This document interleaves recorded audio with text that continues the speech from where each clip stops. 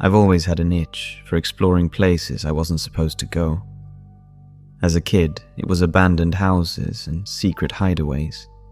As an adult, it became the internet, specifically its darker corners. That's how I found myself on the dark web one uneventful Thursday night. I didn't have any particular goal in mind, it was just curiosity, pure and simple. The dark web isn't like the internet most people know. It's hidden away, needing special software to access. It's full of all sorts of things, some harmless, some weird, and some downright dangerous. I knew the risks, but the thrill of uncovering something unknown was too enticing. That night, I stumbled upon something new, a site known as the Serpent's Server. The name alone gave me chills, but it was the site's tagline that caught my attention. Your deepest wishes fulfilled for a price. It sounded like a bad movie line, yet something about it drew me in. I clicked around the site. It was a bizarre mix of a marketplace and a forum. People posted about things they wanted: money, love, power, and in return, the site asked for sacrifices. Not money or goods, but personal sacrifices. Some minor, and some very, very disturbing. Most of the posts were anonymous, with users sharing stories of wishes granted. One user talked about receiving a fortune after sacrificing a prized possession. Another spoke of finding love after performing a ritual involving taking the life of an elderly woman. Each story was accompanied by a warning. The price must be paid, or worse consequences would follow. The more I read, the more I felt a mix of disbelief and fear. Part of me thought it was all a sick joke or some kind of role-playing game. But another part, a deeper, darker part, wondered what if it was real. I kept scrolling, transfixed by the stories. Then a new post caught my eye. It was from a user who wished for wealth. They described how they had made a small cut on their hand, letting their blood drip onto a piece of paper with their wish written on it. They uploaded a picture as proof, and within days, they claimed an unknown inheritance came their way. My rational mind screamed that it was fake, but another part of me was intrigued. I'd been struggling with money for a while, student loans and my sick mother's medical bills.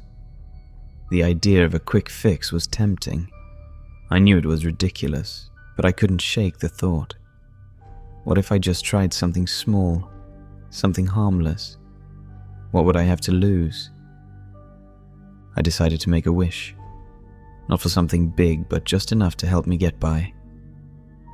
I wrote down my wish on a piece of paper. I wish for enough money to clear my debts. Staring at the paper, I hesitated. This was crazy. But then, a reckless part of me took over. I went to the kitchen, grabbed a small knife and held it over my finger. Just a small cut, nothing serious. The pain was sharp, and a small drop of blood welled up. Quickly, I let it fall onto the paper. It was done. I took a picture of the bloodied paper and uploaded it to the Serpent's server, then shut down my computer. I tried to laugh it off, telling myself it was just a silly thing, nothing more. The next few days went on like normal. I went to work, hung out with friends, and forgot about the Serpent's server. Then on Monday morning, something unbelievable happened. I received a notification from my bank. A large deposit had been made into my account. At first I thought it was a mistake, but the money was there, clear as day. Enough to clear all my debts, just as I had wished. I was stunned. It couldn't be a coincidence, could it? The timing was too perfect. A part of me was so happy, relieved at the sudden financial freedom. But another part was scared. If the wish was real, what did that mean about the price I had to pay? I tried to rationalize it. Maybe it was a lucky break, a random act of fortune. But as I logged back onto the Serpent's server, a chill ran down my spine. There was a new message waiting for me. Congratulations on your wish being granted. Remember, every wish comes with a price. That night, I couldn't sleep. I kept thinking about the site and the message. What price would I have to pay? Was it just a psychological trick, or was there something more sinister at play? The rational part of me tried to dismiss it as a coincidence, but the timing of the money's arrival was too uncanny. Days turned into weeks, and the money did indeed help. My debts vanished, and for a brief moment, life seemed a little brighter, save for the fact that my mother didn't seem to get any better. But the joy was overshadowed by a constant, nagging fear. I couldn't escape the feeling that I was being watched, that somehow I was being monitored by whoever or whatever ran the Serpent's server. I tried to go back to my regular life, but the experience had changed me. I was more paranoid, jumping at shadows and second-guessing every odd occurrence. Every email notification, every unknown caller on my phone made my heart race. Was this the price I was paying? Constant fear and paranoia? I wanted to find answers, so I clicked back on the Serpent's server again.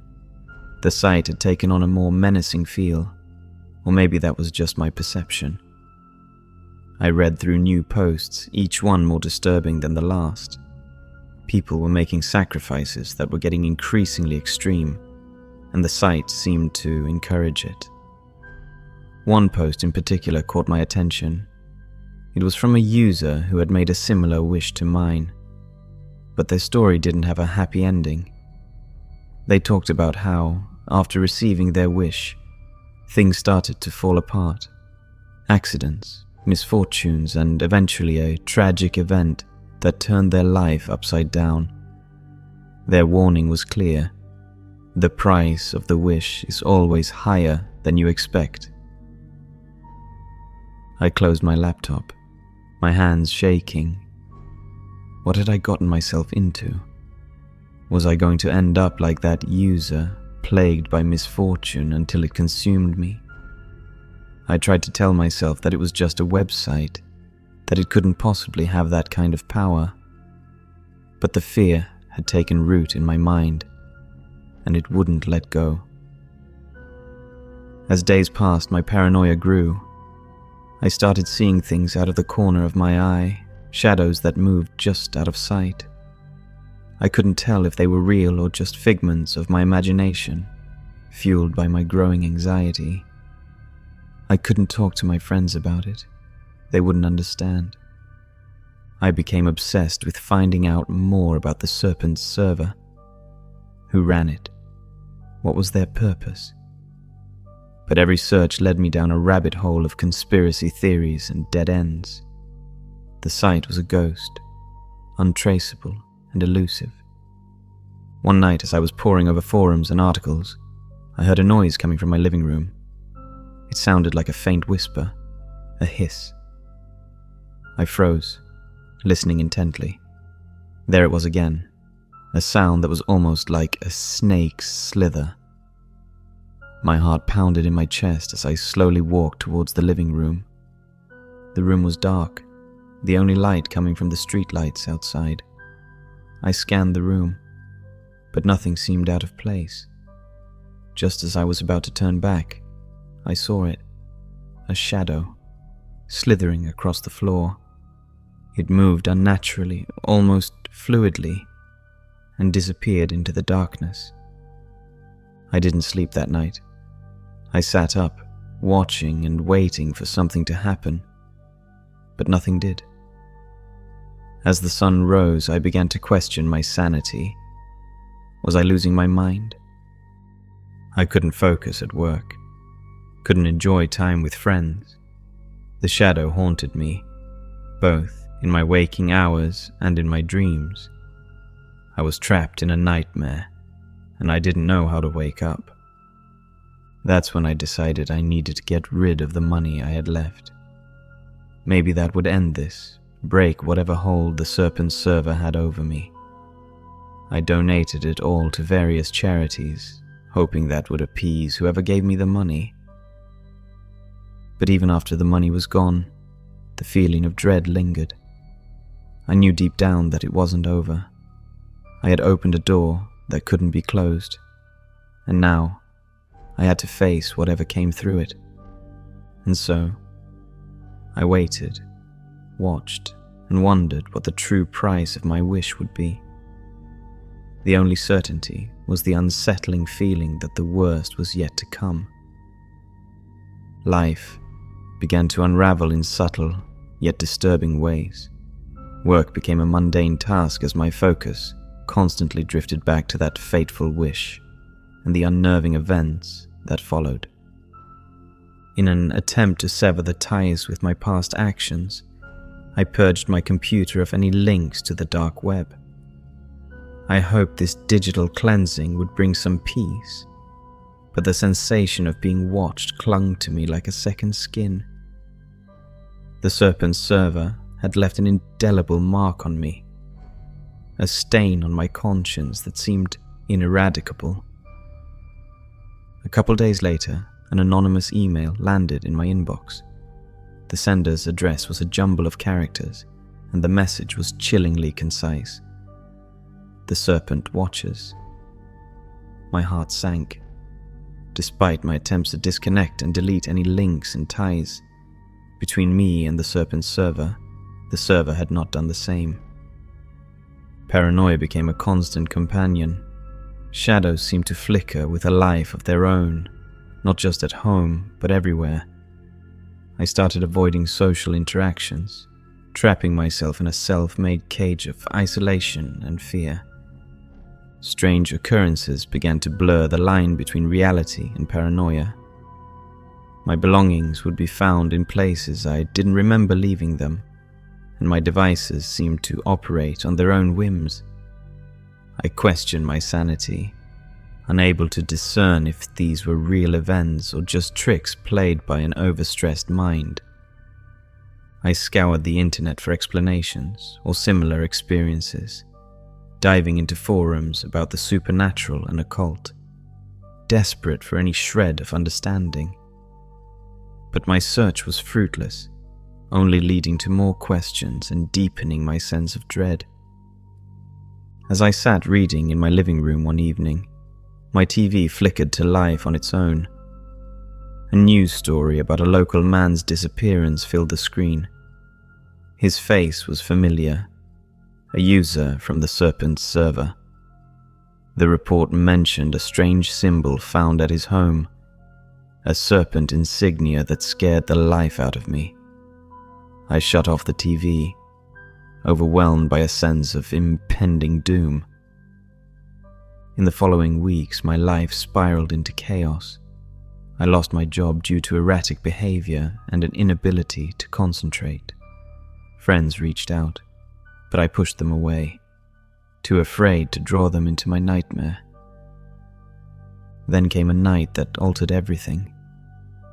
Lying in bed, I was jolted awake by a notification on my computer.